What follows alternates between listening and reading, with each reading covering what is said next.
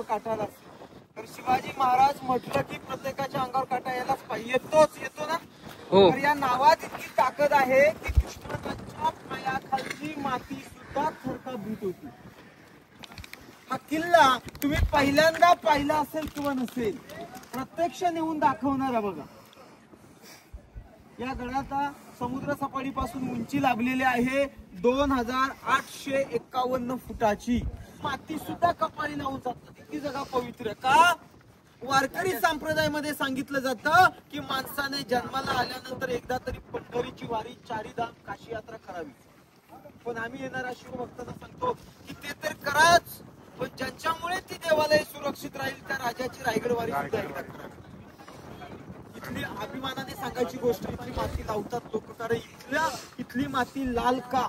माती तर लालच आहे, पण त्याचा इतिहास आहे. लाल माती म्हटलं म्हणून ते मातीवर फिरतोय म्हणून आहे. या मातीचा एक अभिमान सांगतो. इथली माती लाल का, तर इथला प्रत्येक मराठी माणूस इथे काढला गेलेला. त्यावेळी या किल्ला स्वराज्य रयत घडवताना, स्वराज्याचं रक्षण करताना कित्येक सैनिकांना आपले प्राण गमवावे लागलेले होते. गडाला नुसतं रायगड म्हटलं म्हणून, राजधानी म्हटलं ना, याला देखरेख देण्यासाठी, संरक्षण करण्यासाठी कित्येक पहारेकरांनी आपले प्राण गमवावे लागलेले आहेत बघा. कारण गडाच्या खालचा जो भाग आहे ना, जंगल भाग, ज्याला भूभाग म्हणतात, त्या भागाला म्हणतात जावळीचं खोरं. इतिहास मात्र जिवंत आहे की नाही जिवंत. सदू धर्तीवरचा स्वर्ग नटला होता. स्वर्गातच आल्यासारखं वाटतं की नाही.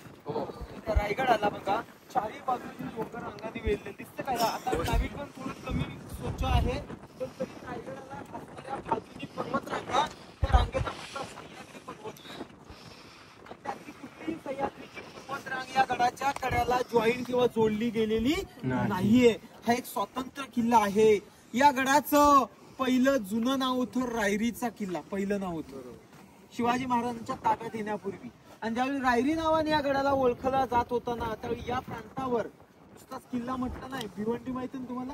भिवंडी ते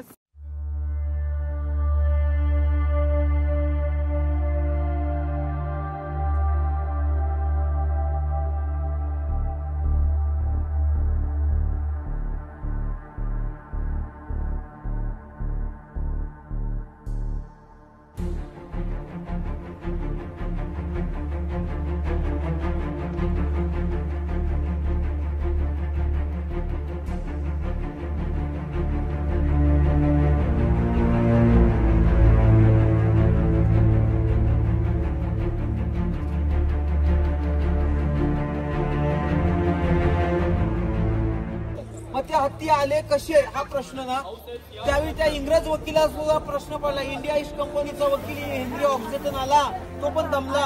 हत्ती पाहिले आणि तो प्रश्नात पडला. पण त्या प्रश्नाचे उत्तर अलीकडच्या काळात काही तज्ञांनी दिलेलं आहे. तेव्हा महाराजांनी किल्ल्याच्या कामाला सुरुवात केली ना, हत्तीची छोटी पिल्ल ती पालखीत घालून किल्ल्यावर आणली आणि त्यांचं पालन पोषण या ठिकाणी केलं.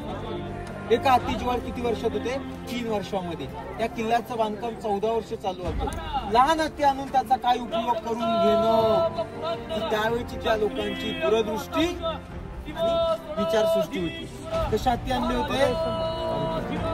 लहान पिल्ला असल्याने आणले होते. आता त्या सिंहासनाच्या जाग्यावर काय आहे बघा, छत्र, मेघडंबरी.